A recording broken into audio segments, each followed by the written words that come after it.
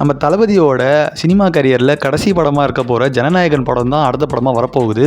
So இந்த படத்தோட first single எப்போ ரிலீஸ் ஆகும் அப்படிங்கிற மாதிரி இன்ஃபர்மேஷன் வெளியில் வந்திருக்கு. ஜனநாயகன் படத்தில் பார்த்தீங்க அப்படின்னா வில்லனா பாபி டிஎல் இருக்க போகிறாரு. அது மட்டும் இல்லாமல் கௌதம் வாசுதேவ் மேனனும் ஒரு கேரக்டர் அவர் நடிக்க போகிறாரு. அண்ட் பிரியாமணியும் இந்த படத்தில் நடிக்க போகிறாங்க. அது மட்டும் இல்லாமல் மமிதா பைஜு இவங்க வந்து மலையாளம் அண்ட் தமிழ் சினிமாவிலையும் நடிச்சிருக்காங்க ஆல்ரெடி. அவங்களும் இந்த படத்தில் இருக்காங்கன்னு நியூஸ் வந்திருக்கு. இவங்களோட சேர்ந்து பார்த்தீங்கன்னா நரேன் கூட இந்த படத்தில் இருப்பார். அண்ட் ஹீரோயின் நம்ம எல்லாருக்குமே தெரியும் பூஜா ஹெக்டே தான் இந்த படத்துலையும் இருக்க போகிறாங்க. நம்ம தளபதியோட ஆல்ரெடி ஃபோட்டோஸ் வந்து ஃபர்ஸ்ட் லுக்கும் செகண்ட் லுக்கும் பயங்கரமாக வைரல் ஆகிட்டு இருக்குது சோஷியல் மீடியாவில்.